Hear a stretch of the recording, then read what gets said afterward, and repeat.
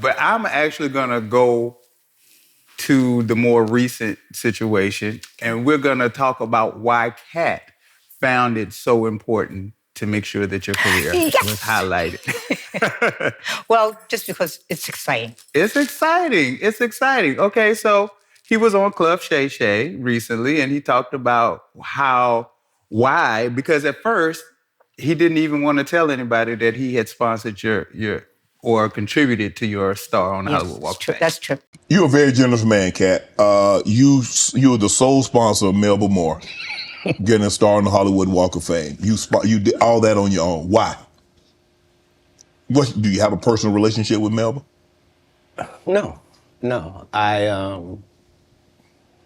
I understood that she was a black woman in a time where it mattered what you look like, and they had a certain thing that they needed you to look like and act like in order to be successful. Right. And she just never did that. She wasn't tall enough. She wasn't fine. They didn't like her looks. They didn't like that her hair was natural. They talked crazy about her, and yet she still made all of these achievements. And I'm like, understand, I'm already in the Comedy Hall of Fame. I'm already going to heaven no matter what happens. If it ends in a second, I'm up there. So it gives me the leeway to do some things that are simply because it's the right thing to do. Okay, so, and you guys had no relationship. We had not. I was so in awe when he came to participate in the celebration of the star. Uh-huh. So I saw him for the first time.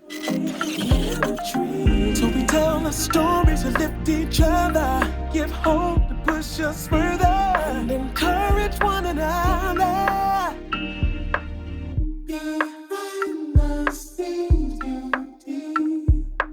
Melba Moore is not to be played with. Her 5-octave vocal range gives her the ability to sing gospel, R&B, jazz, opera, and even classical. She made her Broadway debut in the critically acclaimed Broadway musical Hair, where she replaced the actress Diane Keaton. She later went on to win a Tony in her next Broadway show, Purlie Victorious, where she played Lulabelle Gussie Mae Jenkins. She has 3 Grammy nominations and starred in her very own variety show with her then love, Clifton Davis, as well as having her own sitcom called Melba. She's been in movies such as All Dogs Go to Heaven and The Fighting Temptations with Beyonce Knowles Carter and Cuba Gooding Jr., and even starred in Ellis Island with Ben Vereen.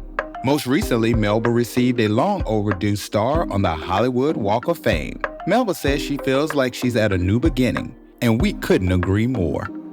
All right, we are here for another episode of Behind the Scenes Beauty. I am elated to have with me. This lady is an Tony Award winner. She's Grammy nominated. She has a star on the Hollywood Walk of Fame. Most recently, she even just got an award from Biden. She is doing her thing, and now she's back in press because of a recent interview with Cat Williams. So we're going to talk all of this and more with the Miss Amazing Melba Moore. Oh, hello. Thank you for having me. Thank you for being I'm here. really excited. I'm excited to have you. I love when I'm able to have people that are legends. You have 33 albums. I don't know anybody that has 33 albums. And you are also one of the only people to sing and do a concert at the Metropolitan Opera that is not an opera singer. Like you have. Actually, I am an opera singer, but. Oh, really? Well, you're a music teacher, so you're everything. Because if you go through your records, I mean, you're gospel. You know, you did a rock, so you're a little bit of everything. Let's be truthful. Okay. Okay, so. I don't normally do this. I normally start from people's beginnings and then I work up. But I'm actually gonna go to the more recent situation, and we're gonna talk about why Kat found it so important to make sure that your career was highlighted. Well, just because it's exciting. It's exciting. It's exciting. Okay, so he was on Club Shay Shay recently, and he talked about why, because at first, he didn't even want to tell anybody that he had sponsored your or contributed to your star on the Hollywood Walk of Fame. That's true. You're a very generous man, Kat. You were the sole sponsor of Melba Moore getting a star on the Hollywood Walk of Fame. You did all that on your own. Why? What do you have a personal relationship with Melba? No. I understood that she was a Black woman in a time where it mattered what you look like, and they had a certain thing that they needed you to look like and act like in order to be successful. Right. And she just never did that. She wasn't tall enough. She wasn't fine. They didn't like her looks. They didn't like that her hair was natural. They talked crazy about her, and yet she still made all of these achievements. And I'm like, understand, I'm already in the Comedy Hall of Fame. I'm already going to heaven no matter what happens. If it ends in a second, I'm up there. So it gives me the leeway to do some things that are simply because it's the right thing to do. Okay, so, and you guys had no relationship? We had not. I was so in awe when he came to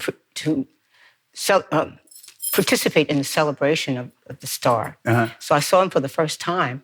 So so tell us how it started. What had happened? Well, I think what happened was my partner, my manager, Ron Richardson, you know Ron. Yes. He was working on the whole process for several years. And he kind of told me things here and there, but the process is really quite involved and not complicated with details. You got to meet a lot of requirements. Uh-huh. And so when it came toward the end, he was saying that, they had to raise some funds and people were helping to do that. Uh-huh. He said he got this call from this young man by the name of Cat Williams. He said he started to hang up on him because he thought he was lying. Oh, wow. So it's been just a whole series of surprises. But your question was, why did Cat say he did this? And of course, we saw this on this most recent interview. And I took a peek at it. And what I realized, I think that was an act of God. Yeah. Because Cat wasn't even going to speak about it. He was talking about all the different comedians that he had issues with. Right. I was glad I wasn't one of them. I'm glad you weren't one of them either. So the interviewer asked him, did you have a relationship with Melba Moore? He said, nah. Oh, wow. Just, you know how he does it? Just, nah. Nope. And so he explained why he thought that I should have this. But we've heard him express himself a little bit about who he is and what he does, and we realized that this is the kind of person he is, mm-hmm. and he's done things like this for other people. Mm-hmm. I said, oh my goodness. When I looked at him after I heard that, mm-hmm. and I just saw heart. Yeah. He's just heart. But he's in a tough industry. Yeah. And you got to be really, really rough. And I see a little bit from his story that he's had some really, really tough times. Yeah. And what it drove him to do was be in charge of his own business. Mm-hmm. So now So afterwards, how was your relationship? Okay, now you meet him and do y'all keep in touch? What is the relationship now? We kind of keep in touch, but we don't have like a close relationship. Gotcha. Because we're really in two different lanes. Mm-hmm. Mm-hmm. And I'm a great admirer of him now. So, but then, when he did the interview, everybody said, you got to watch this, you got to see this. I said, well, why? Right. And I said, well, what am I doing in it? Right. How did my name come up? And that's our relationship right now. Everybody's talking about that. So right. I think my manager said that he might invite me on some of his performances and stuff. But my point is that we'll probably get to know each other. Yeah. I don't really know him yet. Oh, wow. Oh, that's so amazing. And it's got to feel good for people to recognize, and especially from some of the least likely of people. That's why I assume you say an act of God, because someone that doesn't know you. I'm not in that category. Not in that category. I'm not in his age range. But respects what you've done in your vast, amazing career. So I just feel like, well, entertainment, and it being this kind of a public business, but I have a feeling that everybody understands that there's a certain charisma about mm-hmm. entertainment, mm-hmm. and particularly about music. Mm-hmm. And it changes people, and it changes the environment. Mm-hmm. And it's a kind of like to me, well, I'm a born-again Christian, so I have a prejudice toward these feelings. Right. Well, saved over here. It's a channel from heaven to you that changes who you are and makes you open and able to see certain things that without this music or these circumstances, they might be there, but you wouldn't be aware of them. Right. So question, when you look at your career, do you feel that you've been overlooked at times? Do you feel like you've gotten your just due? I've never looked at it that way. My parents were entertainments, and they let you know right away it's going to be rough. First of all, they were Black. All right. Second of all, it's an industry where anybody can be in it. So there are certain rules if you can figure out how it works. Right. But it can seem so chaotic that, well, first of all, I had a very stable occupation in being a public school teacher. At least it seems stable. You know, somebody's your boss. Right. You have the Board of Education, a bunch of people that are accountable, you know, and you were accountable to. And I could see that with the entertainment industry, it was not going to be that way at all. So as far as being looked over, I never looked at it that way. And the way things have happened for me, they seem like accidents. Yeah. But I think what it is, and once I started to follow my heart and say, okay, well, I love teaching school. I think it's taught me so much. My first audience was my children, my class students, and how they look at you. And if you impress them, they'll dress like you, they'll talk like you. I said, oh, wow. You can see the responsibilities you can carry if you want to. Yeah. That's it's huge to me that I have a feeling of trying to set a good example is an important thing because you have the microphone, you have their attention. So, but then as far as being an artist, I love to do it. Right. So I'll do anything to do it. You know, Right. I get the bus, I'll drive, I'll walk, whatever. So somebody overlooking me, I say, okay, well, I got to go somewhere else. Right. And try again. Right. So, but I think that's led to my being diverse. Because, and I say that in a way of the fact that you definitely have been honored. I mean, you've been noticed. But at the same time, I feel like when I'm taking the time to study and prepare for this interview, I'm like, how did it take so long for the Star? Why isn't BET doing a tribute to me? Like, because you are such a trailblazer and you've done so many things that I feel like have not been given the credit. But you know, I think you're thinking of it purely from an artistic point of view. But what happens is if you don't have good management, good business, that's like the twin sister or brother of the art. Yeah. Then it's not. Say that again. That's the twin brother and sister. What did I say? No. You said if you don't have good management and stuff, because a lot of people don't realize, like, if you don't have good management, they're twins, they work together. And if you don't have that, then you can be as talented as you want. I'm assuming that's what you're saying. I am saying that. And in my career, in my life, people have always helped me. I feel like, once again, I need to always stay in touch with God so I can understand kind of what's going on for me. And I may feel I'm overlooked or this is bad, and I feel horrible. But it don't stop you. Right. So I can't say that that's not true, but it's not what rules things. And now, having some longevity, understand that you have to have a heart for this or for whatever it is you're doing. Right. So that you keep on, even when it's really difficult or when it seems it's not going to go on any further. And I don't think you have total control over whether you do anything continually if you get your right dues. But certainly to have someone in your life that understands how business works, how finance works, how just regular life works, coupled with what you're trying to do, you can create some kind of a pathway that will make sense, and you can at least stay in it. That's what I've always wanted to do.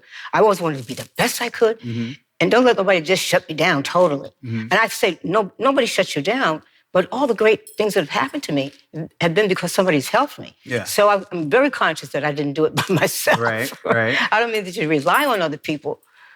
I don't know how to if I'm saying it really correctly. You're saying it perfectly. It's light, you know what I'm saying? I get it. And it applies to anything that you want to do. You have heart for it, and there are going to be challenges and difficulties, and you don't even know if you're cut out for it. You have to keep trying. And If you get shut down, then okay, it's over. But Right. it hasn't shut down for me. So. Well, I feel like for you, I feel like you are a testament of what's for you is for you, because in prior interviews, you talk about how you had to learn how to audition, and a lot of stuff you really didn't even try to do. It just came for you. So you are definitely a testament. I mean, for you, you were in Hair. Right. You were. It was my first Broadway show. And Yeah. do you know the story about how that happened? No, but please tell me. I was trying to get out of teaching school, and I had my stepfather, who was a musician, and my mother was a singer. They were musicians, but they wanted their children to have security and financial, get education and everything. So I said, yeah, but Daddy, that's your dream. It's not mine. Can you help me get into show business? If it doesn't work, I'll come back and teach. And so he started to take me around to his colleagues. And I met a few different people. But one of the people who was most effective that I met was Valerie Simpson. And she was in an office trying to get her songs published. But at the same time, she was doing backup recording studio work and jingles. We exchanged numbers. And she ushered me into the industry via background studio work. Oh. One of the recording sessions was for a gentleman by the name of Galt McDermott. He was the music director for the Broadway show Hair. Okay. And he was doing his version of the music. And when it was finished, he and the people that he was working with, Jim Rado and Jerry Ragney, who were the two stars and the two writers of the book, but they were also two hippies. Right. So they invited us all to do Hair, but I had no experience with theater. So I said, well, excuse me, I do not have a Bachelor of Arts degree in music to do nobody's hair. They looked at me just like you looking at me. Like, that's not what we talking about. Well, the gentleman that asked me that his hair was so wild and bushy. He looked like his fingers were stuck in a live plug, you know what I'm saying? Uh-huh. And he didn't have no shoes on. I said, why is he talking to me like this, Right. But he explained to me that this was going to be a Broadway musical. Okay. So I said, well, yeah. So wait a minute, in Hair there's a nude scene. Was you nude? Eventually, yes. Yeah. Come on, Melba out here in her drawers with no drawers at all? No drawers. Yeah. Okay. Were you hesitant about taking the role because of that? Well, I had already consented to do the play, and the new scene came along while we were still in pre-production. Uh-huh. And so they said everybody had to do it. I said, well, no, I didn't sign up for that. But then they made it, if you want to do it, okay, if not. I said, well, I'm curious. I'd like to see what it's about. Right. So I did it voluntarily afterwards. And I thought it was going to be something sexual. It really wasn't. No. No, it was basically like, first of all, I realized eventually that the whole piece was, the whole play was about anti-war and peace. And that's what it was basically saying, shed everything. Mm-hmm. And if you saw the play, you could see the context that it was in. I said, oh, but everybody still says, you stood up naked. Okay, so then you end up going and doing Purlie Victorious, and which is so amazing. It was a film first with Ossie Davis. Well, that was Gone Are the Days. Yeah. It is the same story. Okay. But what Ossie did was he wrote a straight play. Well, I mean, a straight play. It's a comedy, but it was without music. And that was called Purlie Victorious, which he did with the great Miss Ruby Dee. Yes. And of course, he wrote that because there was nothing for Black people in theater. But Philip Rose, who produced it, is the one who ushered many, many, many Black actors into theater, like Sidney Poitier and Lorraine Hansberry, writing a Black playwright and all of that. He did the musical. And while I was in Hair, one of the girls reminded me that I didn't get that by auditioning. I didn't know where to go to audition. Right. So she said, you should start learning how to audition. And she gave me the information about where to go audition for Purlie. She said, don't worry about getting the part. Just, try to look like the part. Right. And learn something about the script before you go. And I got the part. Oh, wow. Can I tell you why I got the part? So tell me why you got the part. Because my mother was a professional singer. She was a single parent.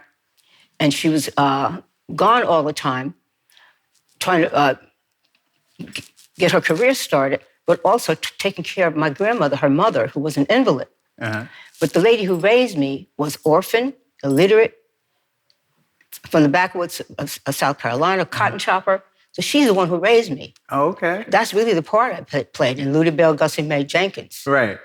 That fine looking, strong, healthy girl like you can put on the table. Like me, like me. Oh, hey, mister, you know what? I love to sit and hear him dream. He tells me like a story. Talks about a better time. Happy days and glory. He said, no more scratching for a living like a chicken pecking. He's got the whole world figured out and even more. I reckon the moon don't rise to light the sky. So, okay, I didn't watch the film, but the one with Ossie. But is the character sort of the same? Because I've seen it on Broadway in its newest rendition with Leslie Odom. Nice and warm-hearted. First chance I get, I'm gonna burn the damn thing down. In this revival, Carrie Young, a two-time Tony nominee and Harlem native, plays Lutie Bell, a young woman who spent her life working in the kitchen until she meets Purlie. I feel like Lutie Bell represents so many women that have worked with their hands, have been in the background, who haven't been seen. So Yes. She's country. Yeah. They country. Yeah. And so, and oh my gosh, I'm horrible. And a sweet little just country bumpkin. Yeah. And so the actress that plays it now, she is, does she play it more of how you presented it or how? No, she has her own style. Her own style. And I think that's one thing that's great about the part. Or I'm not sure because I don't really know that much about acting. I just you've done a lot of acting. Yes, but it just seems to be something that I have good directors and good scripts that suit me well, and I seem to be a good actor. Right. When I get a chance, first of all, I'm going to do some more theater. Okay. I'm working on some things now. I'm going to make sure the pieces are well suited for me, which means I'll get lots of consultation and advice from people who really do this. And I'm going to get good direction. I had excellent people directing me, but I really was the character. Okay. So you need that kind of combination. Now, I watched it. You can actually find it on YouTube. I found your performance. And what was funny is, not even having anything to do with you, I watched it because I went with Whoopi to go see Purlie Victorious, which I love, with Leslie Odom. And I just thought it was such an amazing. And then when I heard that it was a musical, because I went there thinking it was a musical, and I saw it as a straight play, but then I wanted to see it as a musical, and then there were you and Robert Guillaume and Sherman Hemsley. So, and I heard... How about that group? That was a group. I mean, when I looked at that, I'm like, wow, that is all of Black Hollywood at its finest right there. Yes. And so how did it feel to be a part of it with them? Oh, just amazing. But the first part of it was, I got the part. I said, oh my God, what is I'm going to do now? I got the part. And you got the part, now I got to actually do it. Yeah, because the role has to, in Hair, there was several vignettes that were put together. And I wound up getting the female lead in that, too, and replacing Diane Keaton. But in Purlie, I'm a New Yorker, and you lapse into your accent, but you have to sustain it. So I really relied on my fellow actors who were in the Broadway cast, Bella Nelson, Cleavon Little, Sherman Hemsley. I can't even say his name without laughing. It was that funny. He's that funny. That's right, you go ahead and laugh. Let's have one last look at your teeth before I knock them down your throat. Oh, wow. That was difficult to try to, stay focused with him because he was always joking, always laughing. But it was so wonderful and so much fun. But they helped me so much. Right. First of all, they're wonderful human beings. And you just feel comforted in that, don't worry, we'll help you. So there was that. And then Philip Rose was an excellent director. And when I auditioned for it, I just lapsed into how I had been raised. Mm-hmm. He said, I don't really understand what you're saying because my colloquialism was so thick. Oh, wow. So can you kind of bring it back to English a little bit? And I think he was really impressed because we would talk like this, and then I would lapse into that. And he said, well, how you do that? Right. And so you were also responsible for having it filmed because they don't really do a lot of filming of Broadway shows. No, that was my idea and my then husband. And I can give his name because he should get the credit. His name is Charles Huggins. Okay. He convinced Philip Rose to put it on tape. That's why you can still see it. Yeah, and it was amazing. Okay, so how did you end up starting to be a solo artist? So you're in Broadway, and then how does a solo career in music come about? After I got the Tony Award, first of all, I was invited to do everybody's television show. I did Flip Wilson, I did Carol Burnett, Yes. I did B. Arthur, I did Ed Sullivan, I did David Frost, all the talk shows, everything. So I was really hot. It was your time. So after that, and after getting the Tony Award, then I got to be offered recording contracts where I would be the solo artist. So then it was my opportunity then to become a recording artist. So what I really did was go back into music. Right. Were your first love? Well, it was my first everything. Yeah. I think if I had started acting first, I would be in love with that too. Yeah. Well, you know what's funny is you to me, if Dionne Warwick is the queen of Twitter, you are the queen of Instagram. Because I get a little help. Listen, but no, you really got reintroduced for me during COVID. COVID, club quarantine. Right. New Melba Moore. Come on. DJ Dnice. Oh my goodness. Were you already familiar with him? You and him already had a relationship? No. It's somebody else that's admiring you and loving on you. Yeah, but I got to say thank you to my manager, my partner, because he's, technical savvy. Yeah. And he keeps the relationships with these different people for me. And I've worked with Dnice now, and I've met him and everything. Yeah. But the thing of it is too is Dee's played a lot of my dance music, which is what really has kept me out there. Yeah. I've had these incredible songwriters and producers, Grammy Award-winning songwriters and producers continue to keep me with house music, step music, all kinds of dance music. And so it keeps me up on the charts out there all the time. But then somebody like Dnice comes along, and we had COVID, and everything got shut down. And what he did was he just took it, not to another level, he took it to another planet. I loved it because it gave us something to look forward to. I remember, I don't know why, we would text on there in the little comment section like, oh, I'm going to the bar. It was so weird what we were doing at the time, just being creative. Right. But I remember DJ Dnice would come on there and he would be like, Melba Moore in the house, and then he'd play You Off Into My Life, and everybody would just be so, oh, Melba. And then you would comment, and it made it feel like we were all together in some kind of way. But that's how it really works. But in COVID, you had an opportunity to see how extraordinary different people's talents can be, like Dnice and the Quarantine Club. Yeah. I mean, they're all over the world now. Yeah. I have the great honor of bringing out the great Melba Moore. Put up Melba Moore!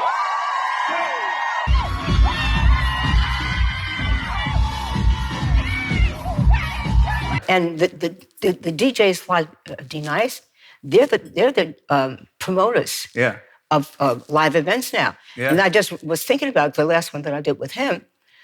It's DJs, so it's track music. Yeah. I mean, people used to talk down about that if you did tracks. Oh. Now you got tens of thousands of people listening to track music, and the reason why it works is because it's just like you heard the record. There's no difference.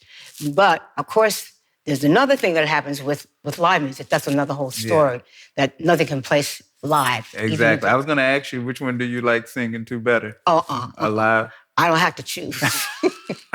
It's already known. Give me live. You can have it all now. Yeah. And I think some of the challenges I've had that have made me diverse, like the reason I even got into singing tracks and stuff is because I lost my family, I lost my career, I lost everything. I was homeless for a little while. Wow. But, God kept sending me this out of the other. And I had my tracks. Right. And that kept me out there until I met Ron, and he helped me start over again. And one of the reasons I have so much music on the radio, music in clubs, is because his forte is dance music and club music and that kind of thing. So he kept that going. But now I'm getting ready to have an opportunity to go back and bring back my Broadway focused types of things. So no matter what shows I do, thank God, they still want to hear Hair, Let the Sun Shine In. Yeah. They still want to hear Purlie, I Got Love.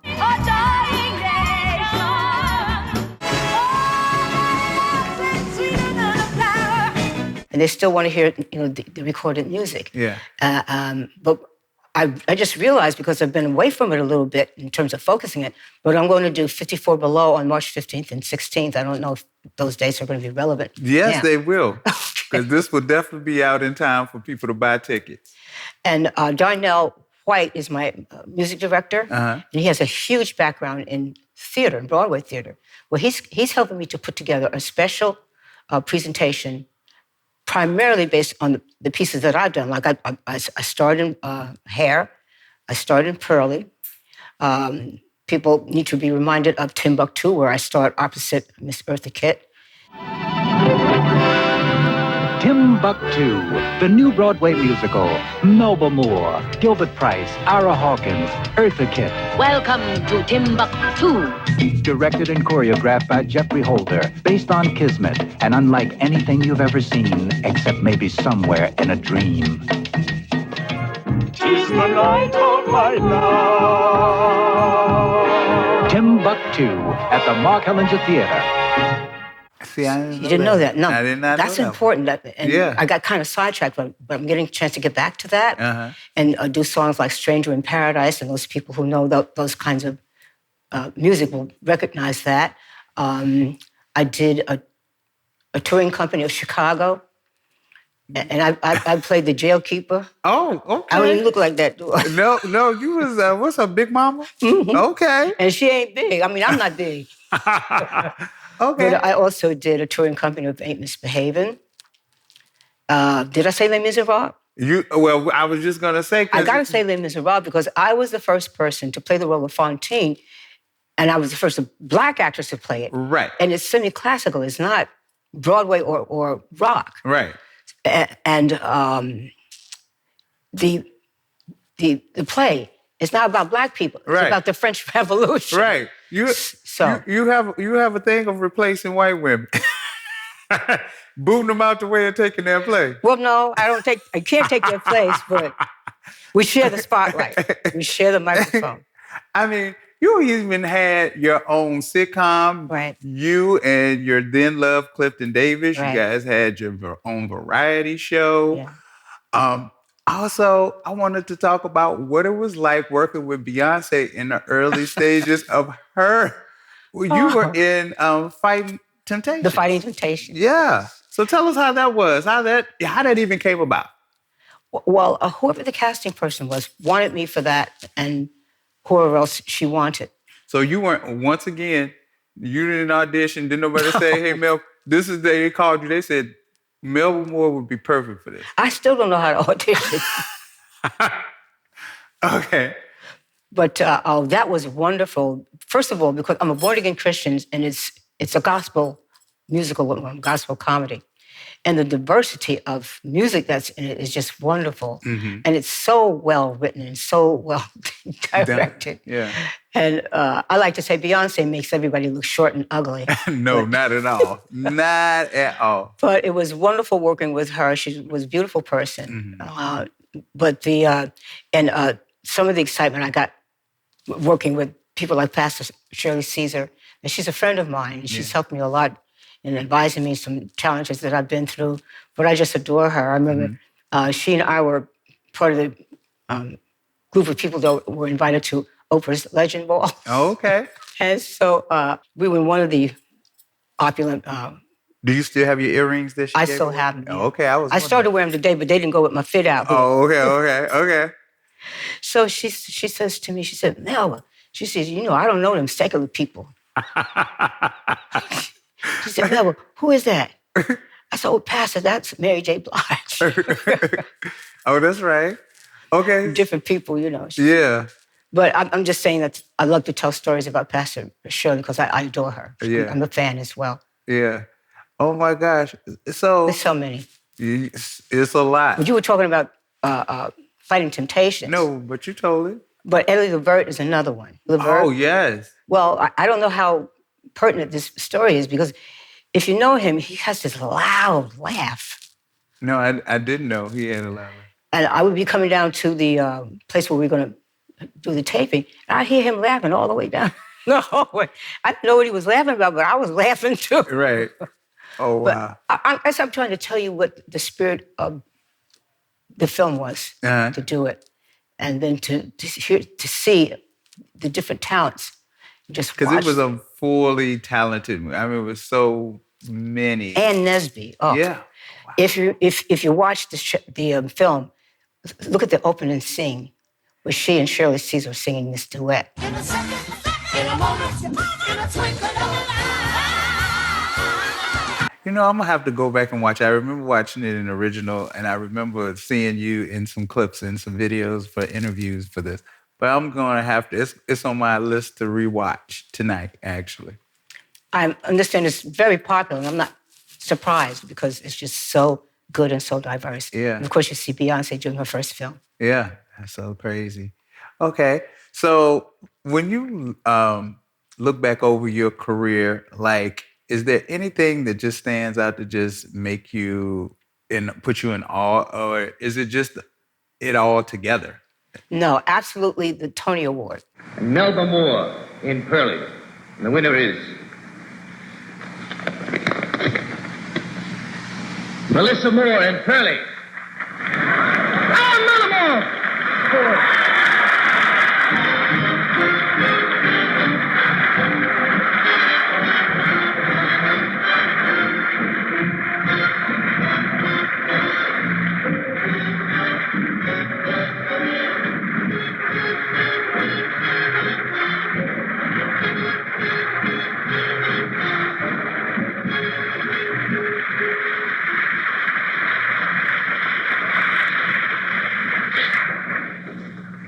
I don't know what to say. Just thank you. Because it's still so outstanding and so powerful in its effect on your life and your career. Mm-hmm. Now, it didn't have that effect on everybody, but it had that effect on mine, so that it gave me the opportunity to really get used to being scared because you got thrown into all these incredible opportunities, mm-hmm. and you had to learn on the job. Mm-hmm. Did you feel like you felt a lot of challenges being a Black woman in the industry? Like, we hear now about how a lot of Black women aren't paid correctly and how they are treated. Taraji's bringing it up more recently. Do you feel like you felt that a lot of times, or do you feel like because you were on a roll and you were on fire that people respected you and did? I don't say that people respected me. I think circumstances happened. I think one of the reasons I'm a born-again Christian is because when everything fell apart, I've always been a Christian and all that, but to have that You went into a deep relationship. Yes, because I lost everything. I have one daughter, and I lost her. Mm-hmm. I was homeless. Mm-hmm. I didn't know. I got to say thank you to Mr. Michael Matthews. He's the one who, like Tyler Perry, created the gospel genre of traveling tours, mm-hmm. gospel tours. He called me just when I get ready to be homeless, out on the road for 2 years, mm-hmm. To do these gospel plays. And then I saw people like the Clark family. I saw these incredible gospel singers, people you'll never hear of again, uh-huh. whose voices are just, well, how do they do that? Uh-huh. Just these incredible experiences. And I feel like something's always happened to give me some way to at least stay afloat, mm-hmm. so that I know that what's going on in the world and in the industry is people not being treated fair. Mm-hmm. There's the casting couch.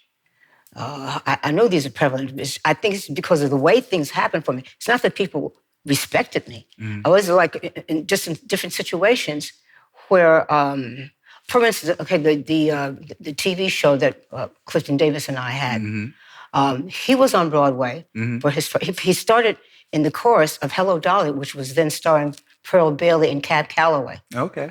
So that was a big thing for Broadway. And I think Hal Prince was the director. He was down the street there, and Nobella introduced us, and that's how the romance began. But then he went into Two Gentlemen of Verona, so he became like a leading man on Broadway. And so CBS knew about him and knew about me, and so they thought, oh, we could have the new Black Sonny and Cher. Cher, yeah. So it's not like they respected us. These were opportunities that just were extraordinary. Gotcha. Oh, well. So, and you guys, I was wondering this. So you guys decided to break off your relationship and decided to not go on with the show. Y'all didn't think y'all could try to get past it just for the $1?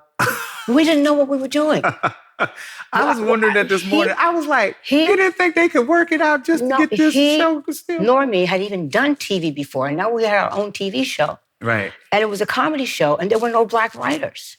So we were like, right. You know, I think Miles Mabley was a regular on our show. I mean, and I didn't even have a manager yet. Oh, wow. I didn't know what a manager was supposed to do. Right.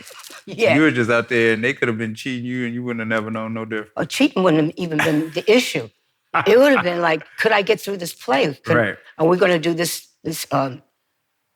TV series? Right. Because I remember them telling me, you're singing too big, because I'm used to singing big and loud and everything. Right. But now you got a camera. Yeah. You got to teach me every little thing. And now the microphone's going to pick it up so you don't have to sing as hard. Right. Yeah. Well, I'm just saying the basics we were learning on the job. So yeah. we knew it was a great opportunity. Yeah. But we didn't understand.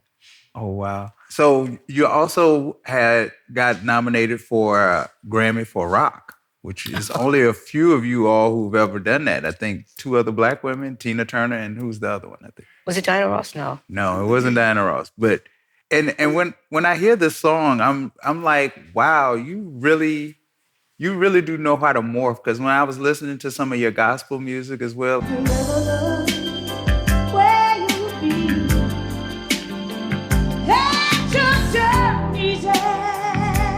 like you really do know how to... I like that word, morph, yeah. Yeah, because you know how to be interchangeable at all times. Is that hard for you to do? I don't think so. Say, for instance, for gospel, I just love it so. And I think as an artist, and now I think I have a natural propensity toward acting, whether it's with a voice or whatever. I see the person as something, the being, and that's the style of music. And I love it so. And I want to praise God too. Okay. You know? So you love it so much, you just say, okay, well, can I learn to do it? Okay, well, you sparked something that was in my mind to say, because you were talking about gospel music, and you also was talking about when everything broke down. Can you give me a little bit of your testimony on when you actually came to Jesus? Like, what was that moment for you? Do you remember? I think there were several moments, but I remember being by myself and watching some religious TV.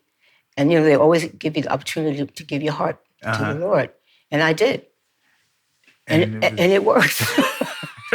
I remember noticing a visible, audible change. But I could see my thoughts changing. And I said, well, where do you find out about God? And I said, church, dummy. Right. Go to church. Thoughts changed. And then I said, well, church. Well, then I remember, you got to get the Bible. That's what you have to find. Of course, that's the only book I ever read now, but it sucked me in so until that's my whole life now. Right. But I think it happened because I lost everything and there was nothing to distract me. Right. God had to strip you to build you back up. Then he let me see, I've been doing this. Yeah. So it seems like an accident to you. So then you look at your life and you see, this one was there to help.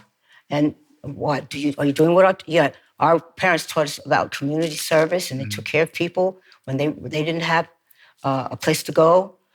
So we were brought up in that environment, but becoming born again brought it to focus. So you say, this is value. valuable. I don't think I'll ever be broke again because I understand his principles now. You give. And sometimes you give when you don't really have it. But he'll show you, if you're paying attention to him and you don't let the other things distract you, how it's going to benefit you. And so you can say, well, first of all, you see something that gives you joy in whatever you did that was good for somebody else. And that keeps you from being depressed about whatever's happening to you. I don't remember the worst things that happened. I couldn't say that I was depressed. And I think one of the reasons was that I was out on the road with a gospel theater company, but they really were saved. So when I was so devastated, I couldn't even speak. Sometimes I would just sit with you. And the presence would be with you. And then gospel people are so funny. Right.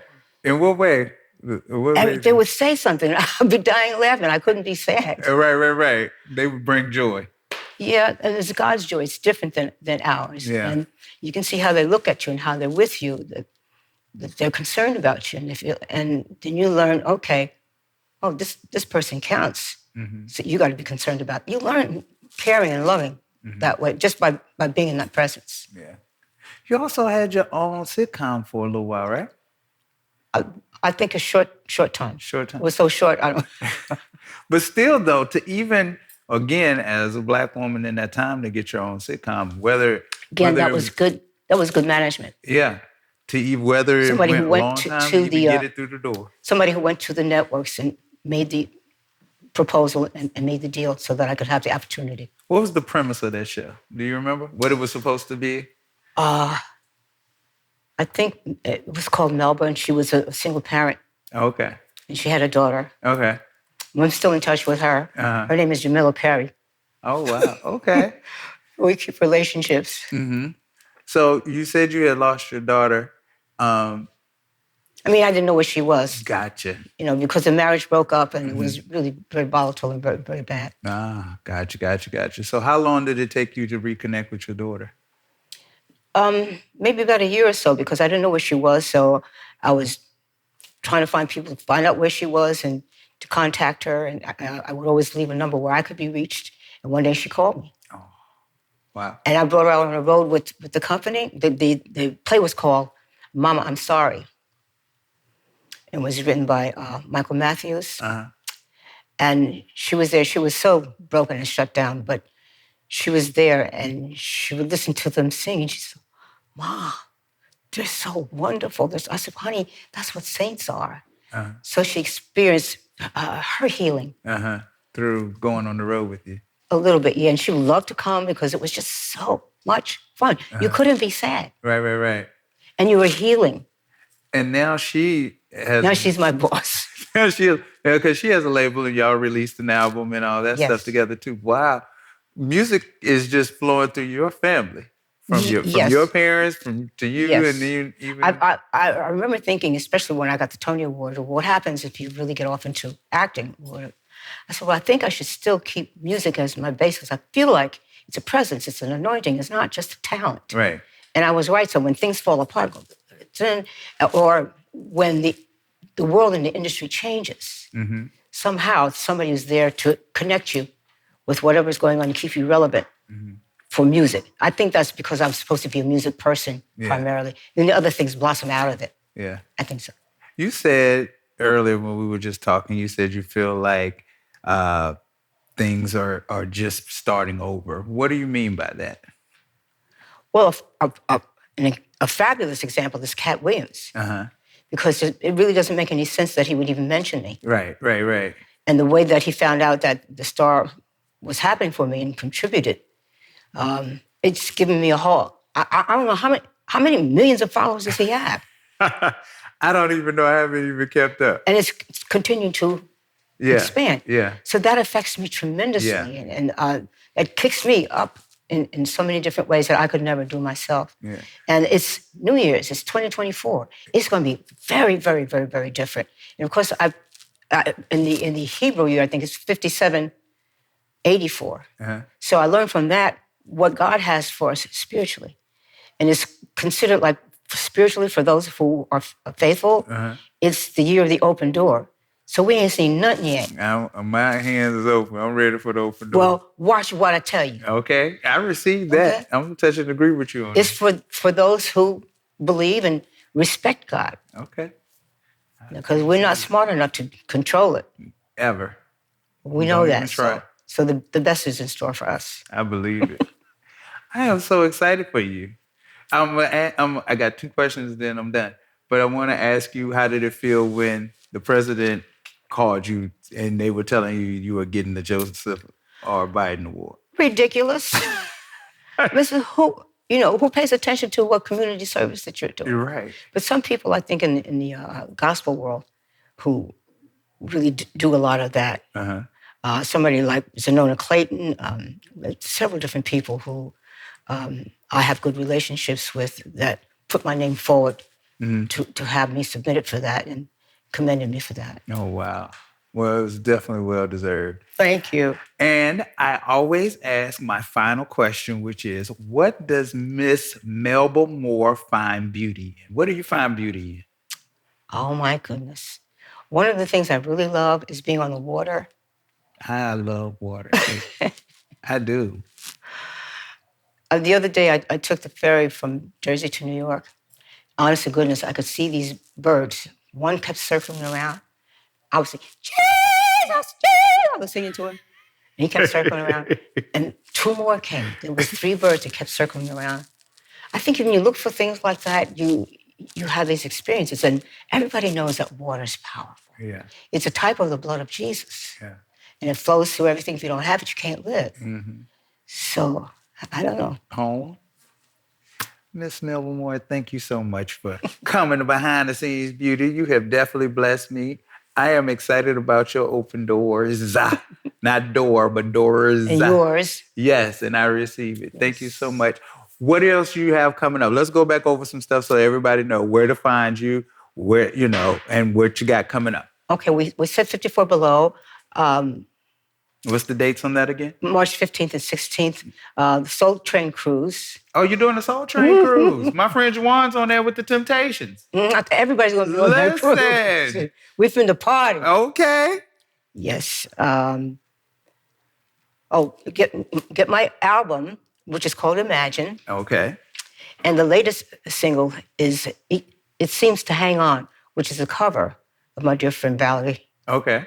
And Nick. Okay. But the arrangement is by another young genius songwriter, producer by the name of Chantel Hampton. Okay. So I think when you hear the arrangement, you might not know it's me. It doesn't matter. You're going to love it.